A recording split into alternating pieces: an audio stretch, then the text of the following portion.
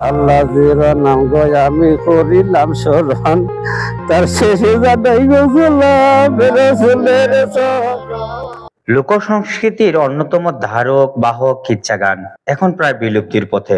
আধুনিকতার ছোঁয়ায় হারিয়ে যাচ্ছে এই ঐতিহ্যবাহী সঙ্গীত ধারা। তবু সিলেট অঞ্চলে কিছু নিবেদিত প্রাণ শিল্পী এখনো নিজেদের সাধনা দিয়ে এই গানের ঐতিহ্য বাঁচিয়ে রেখেছেন। তেমনই একজন শিল্পী সিলেট জেলার বিয়ানীবাজার উপজেলার দুবাগ ইউনিয়নের সাদিমাপুর গ্রামের কিচ্ছা গানের শিল্পী আব্দুল হক, স্থানীয়ভাবে পরিচিত পাথা মিয়া নামে।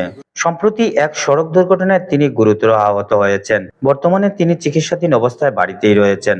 96 ইংরেজি ইচ্ছা কাহিনী প্রথমত অবস্থায় তো এটা আগর যাত্রা গানের দায়িত্বে আসলাম, পরে আমরা কিচ্ছা কাহিনী আর এলাকা আরো 4-6 জন 7 জন 8 জন লাগে এই কাহিনী গাইতে এলে সেজন্য আমার প্রোগ্রাম। কিন্তু আমি আর সময় দিতাম পারি না, তার কারণ হইলো নিজে তো দুর্বল মানুষ, 5 জন বাচ্চা কাচ্চা, মেয়ে 4 জন, অত ছোট মেয়ে দেখছি যে আমার আদত আছে না, এক ছেলে, নিজেও সংসার লইয়া চলাফেরা ইত্যাদিতে কাম কাজ করিয়া চলা লাগে। এখন তো হঠাৎ দুর্ঘটনার পড়ায় আটকে গেলাম। হুন্ডারে রান্না হয়েছে আর অটো রিক্সার লগে অটো হঠাৎ করে রাস্তার মাঝে গর্তি বানিয়ে দিছে, সিগন্যাল দিছে না, সিগন্যাল না দেওয়ার কারণে ও টাচ খাইছে গিয়া। টাচ খাইয়া পড়িয়া আমি হুন্ডাতে পড়িয়া যেমন অটো রিক্সার নিচেও আসলাম। আমার সহকারী আলজনে আল্লাহ তারে বাঁচাইছেন, ওই আমারে গিয়া আমি এবং হুন্ডার যে সাইডে হাত ধরিয়া আদুর জল দিয়া তার আমরা উদ্ধার করছে। প্রোগ্রাম তো কোনো সময় হয় না, ইত্যাদিতে কাম কাজের সময় দেখা পাইলা। আগর মতো সুস্থ হইতে আপনারা বিনোদন দিব ইচ্ছা আছে।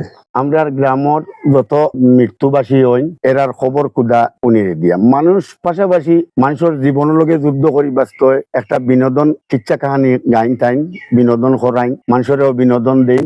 এখন বর্তমানে আমরা এটা বিলুপ্ত হয়ে যাক, আমরা যারা সহপাঠী আছি তানেও একটু বিনোদনের লাগি আমরা একটু চাপ সৃষ্টি করি বা যে কোনো জায়গা থেকে দাওয়াত আইলে আমরা সহযোগিতা করি যাই। আমরা ওই দু এক জায়গা মনে করো গত বৃহস্পতিবার বুধবারে আটগ্রামে একটা 22 আছিল 15 তারিখ, এখানেও একটা কিচ্ছা কাহানি যাওয়ার পথে রাস্তার মাঝে একটা দুর্ঘটনা হয়েছে, অ্যাক্সিডেন্ট হয়েছে, বড় একটা অ্যাক্সিডেন্ট হয়েছে। এখন এই জায়গার মাঝে অ্যাক্সিডেন্ট হওয়ার পরে তাই তো এখন একবারে বেচারা এক মানুষ ও তার উপরে জীবিকা রক্ষা করিয়া আসেন। তাই এই যে অবস্থা তান, আমরা আর্থিক অবস্থা খুবই শোচনীয়, খুবই খারাপ।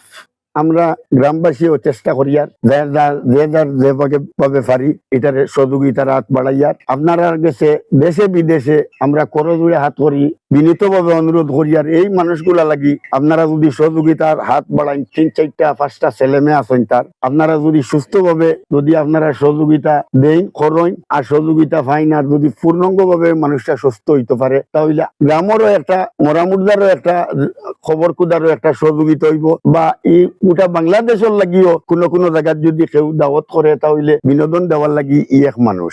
আপনারা চেষ্টা যদি করেন পয়সা করি আপনারা যেভাবে অনেক মানুষের সহযোগিতার হাত বাড়াইরা সাহায্য করলা, আমরা অনুরোধ করবো আপনারা গেছে যে ও মানুষটার একটু সাহায্য সহায়তা করুক আর ও মানুষটা পূর্ণাঙ্গ ভাবে সুস্থ হইয়া বিনোদন দেওয়ার চেষ্টা যদি আল্লাহ পূর্ণাঙ্গ ভাবে সুস্থ করে মানুষটাকে বিনোদন দিতে পারবো। এই এলাকার মহতর খবর খুদার সহযোগিতা হইব। পরিবারের একমাত্র উপার্জনকর্তা ব্যক্তি ছিলেন পাথা মিয়া। দুর্ঘটনার পর তার পরিবারের অবস্থা অত্যন্ত কঠিন হয়ে পড়েছে। তাই সমাজের বিত্তবান ব্যক্তি, সাংস্কৃতিক সংগঠন ও শুভাকাঙ্ক্ষীদের প্রতি সহযোগিতার হাত বাড়িয়ে দেওয়ার আহ্বান জানিয়েছেন তিনি ও তার পরিবার। তিনি মানুষের বিনোদনের পাশাপাশি মানুষের শেষ ঠিকানা খবর খোঁড়ার কাজও করতেন। কিচ্ছা গান আর মানুষের বাড়ির কাজ করেই জীবিকা নির্বাহ করতেন পাথা মিয়া।